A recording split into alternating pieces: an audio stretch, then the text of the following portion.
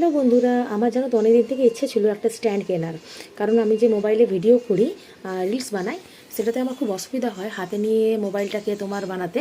সেই জন্যই আমি অনেকদিন থেকে ভাবছিলাম যে একটা স্ট্যান্ড কিনবো।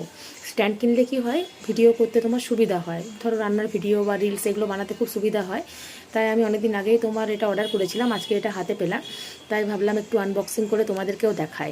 আনবক্সিংটা আমার হাজব্যান্ড করছে, আমি ভিডিও করছি। দেখো কেমন এসছে জিনিসটা, আমার তো বেশ দেখে ভালোই লাগলো। আমি এটা ফ্লিপকার্ট থেকে অর্ডার করেছিলাম।